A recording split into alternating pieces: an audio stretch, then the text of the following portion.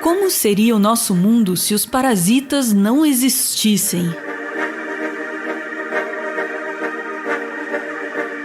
Diz aí, qual é a primeira imagem que vem à sua cabeça quando a gente fala em um parasita? Você pode lembrar do filme Parasita, que ganhou o Oscar de melhor filme ao mostrar relações de parasitismo entre famílias de diferentes classes sociais. Talvez você imagine aqueles vermes intestinais nojentos que causam doenças em humanos, como as solitárias e as lombrigas. Ou talvez você se lembre de um político que em 30 anos como parlamentar nunca aprovou nenhum projeto significante e ainda colocou os filhos para sugar os recursos do Estado. A verdade é que a palavra parasita sempre nos remete a algo ruim, asqueroso, nojento e que merece ser combatido. O termo parasita vem do grego e significa algo como aquele que se senta para comer na mesa do outro sem pedir permissão. O termo técnico mais correto é parasito, mas parasita acabou ficando mais popular. Na ecologia, um parasita é um ser vivo que consome partes de outro ser vivo, sem causar a morte imediata desse hospedeiro. Todo animal que a gente conhece tem pelo menos um parasita. Alguns animais têm vários, como nós humanos. Cerca de 40% de todas as espécies descritas até hoje são de parasitas. Para você ter uma ideia do quanto de parasitas tem no nosso mundo, só os vírus que vivem nos oceanos armazenam cerca de 200 milhões de toneladas de carbono, o equivalente a 75 milhões de baleias azuis. Se a gente conseguisse colocar esses vírus dos oceanos um do ladinho do outro, essa fileira de vírus chegaria até a galáxia NGC 253, uma galáxia que está a 10 milhões de anos-luz do nosso planeta. Até hoje, a humanidade só conseguiu erradicar um de seus parasitas, a varíola, que matou cerca de 300 milhões de pessoas só no século XX. Good news from Geneva. The World Health Organization has made it official. Smallpox throughout the world has been virtually eliminated. E se com um simples estalar de dedos a gente conseguisse eliminar todos os parasitas do nosso planeta? Ou melhor, e se os parasitas nunca tivessem existido? Muita gente pensa que um mundo sem parasitas seria perfeito, porque isso reduziria a taxa de mortalidade humana, melhoraria a qualidade de vida e até mesmo poderia reduzir a pobreza e a desigualdade social. Mas remover os parasitas e tudo o que eles fizeram no nosso planeta traria consequências muito mais profundas. Seria um mundo menos doente, isso é verdade. Mas grande parte da beleza do nosso mundo seria eliminada junto com os parasitas. No mundo sem parasitas, as zebras não teriam listras, os passarinhos não seriam tão coloridos, existiriam menos alienígenas. Os europeus teriam mais dificuldade em colonizar as Américas. O jogo The Last of Us jamais teria sido lançado e existiriam menos empreendedores. Mas tudo isso não faria a menor diferença, porque o mundo sem parasitas seria um mundo sem humanos, sem mamíferos e até sem sexo. Calma, a gente explica tudo isso. Por que as zebras têm listras é uma pergunta que intriga cientistas há muito tempo. Em 2018, um grupo de pesquisadores descobriu que essas listras funcionam como um tipo de repelente contra mosquitos. Para testar essa hipótese, os cientistas vestiram os cavalos com roupinhas de várias cores. Aqueles cavalos que estavam fantasiados de zebras, com roupinhas listradas, eram aqueles que recebiam menos visitas de mosquitos. Os mosquitos africanos podem transmitir várias doenças, como a peste equina. Em um mundo sem parasitas, as zebras não teriam que se preocupar com a picada de mosquitos, então não haveria motivo para o surgimento de listras. Um mundo sem parasitas também seria um mundo com menos passarinhos coloridos. Alimentos ricos em carotenoides aumentam a imunidade das aves, que se tornam mais resistentes a infecções por parasitas. Mas os carotenoides também deixam as aves mais coloridas, um efeito colateral que foi aproveitado pela seleção sexual. No mundo das aves, ser colorido é um indicativo de boa saúde. E é por isso que os machos mais coloridos geralmente são os preferidos das fêmeas. Num mundo sem parasitas, não teria por que essas aves terem uma dieta tão rica em carotenoides. Logo, não seriam assim, tão lindas e coloridas. Um mundo sem parasitas também seria um mundo com menos alienígenas. Não desse tipo de alienígena. Espécie alienígena é um termo menos usado para se referir a espécies exóticas ou invasoras. Espécies invasoras são aquelas plantas e bichos que vivem fora do habitat natural deles e que podem causar sérios danos para as espécies nativas. Na Europa, o esquilo vermelho é nativo e o esquilo cinza é uma espécie invasora que veio da América do Norte, trazida por humanos no século XIX. Não se engane com essa fofura aí.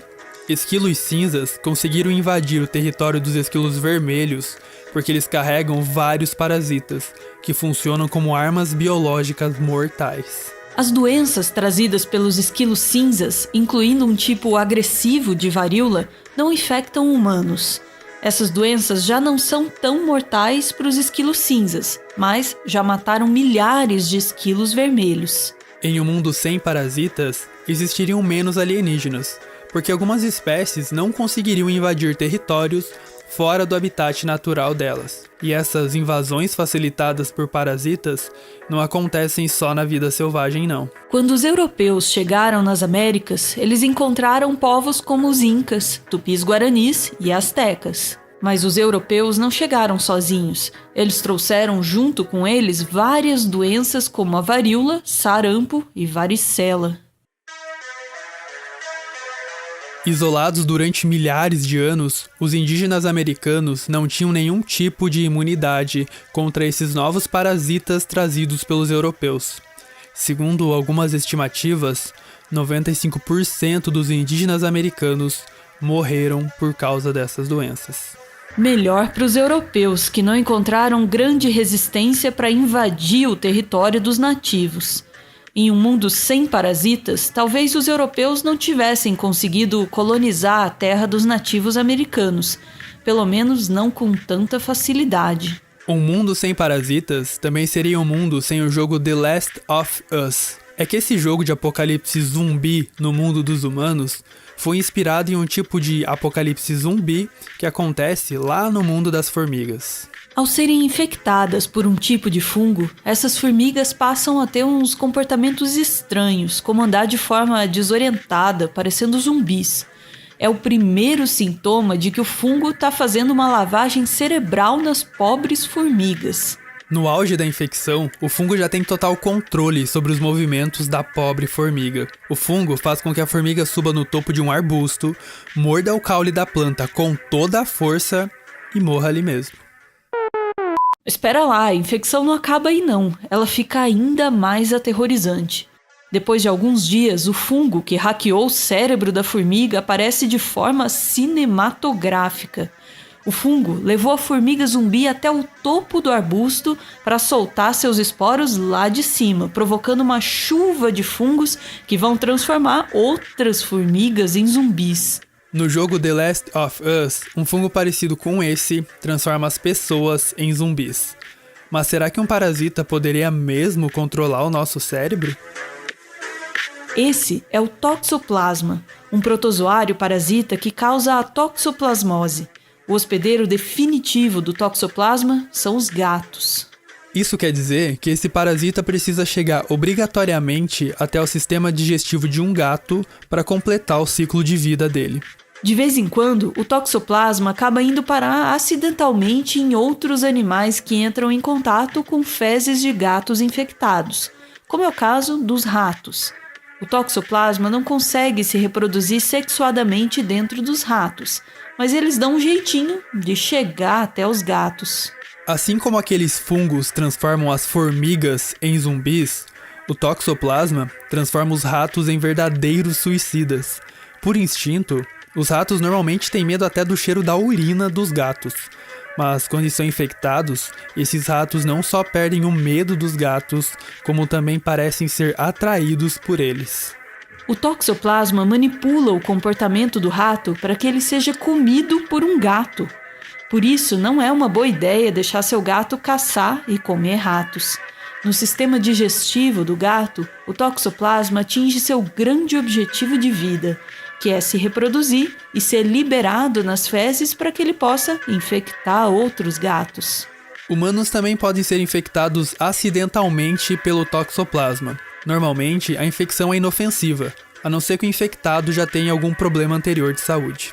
Por ser uma infecção assintomática e que passa desapercebida na maioria das vezes, estima-se que até metade da população mundial possa estar infectada pelo toxoplasma. O toxoplasma não transforma humanos em zumbis, mas eles também têm acesso ao nosso cérebro e causam uns efeitos bem bizarros.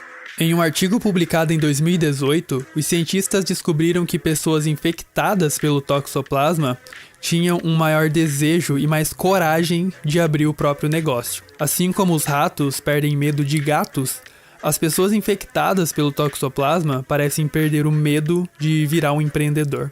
Não tem jeito, a nossa história se mistura com a história dos parasitas, literalmente. É que durante uma infecção viral, o material genético dos vírus se mistura ao nosso material genético. Esses vírus que ficam escondidos no nosso DNA são chamados de vírus endógenos. Cerca de 10% do nosso DNA é material genético viral. E 30% das nossas proteínas evoluíram diretamente pela ação dos vírus. Possivelmente, foram os vírus que nos tornaram mais humanos. A grande complexidade do nosso cérebro parece estar ligada a vírus endógenos que controlam quais, como e quando proteínas são produzidas no nosso cérebro. Pense em grandes obras e ideias que são resultados da incrível complexidade da mente humana. Arte, ciência, política, filosofia, entretenimento. Em um mundo sem parasitas, talvez nada disso existiria, porque cérebros humanos não existiriam.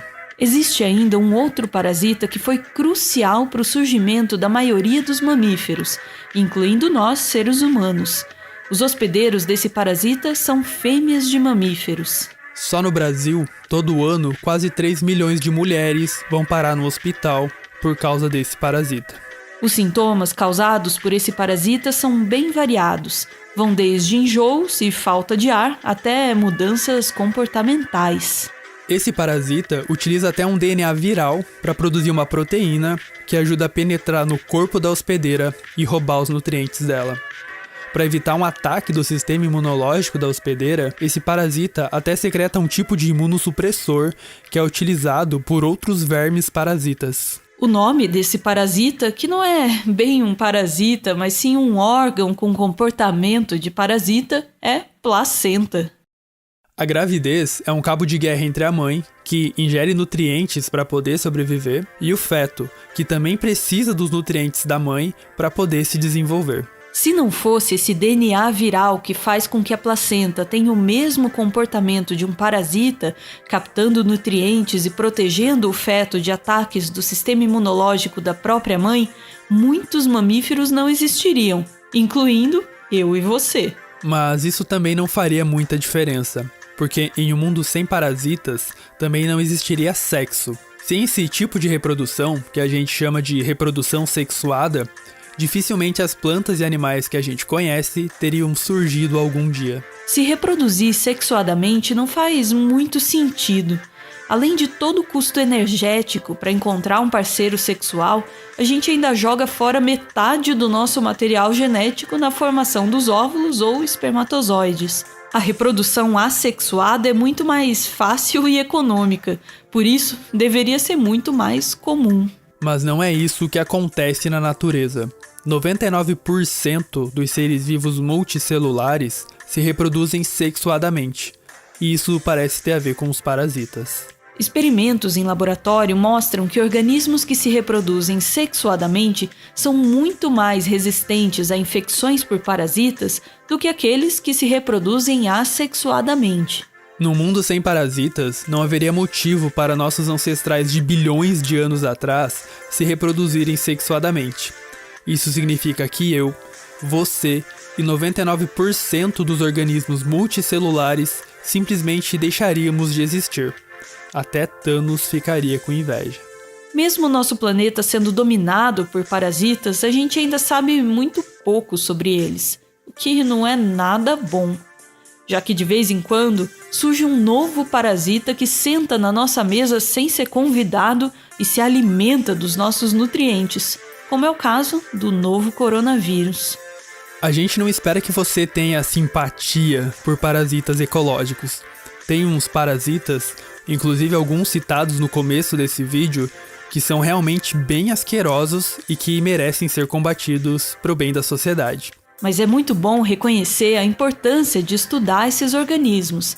Alguns parasitas podem até causar doenças, mas foram eles os principais arquitetos do nosso mundo.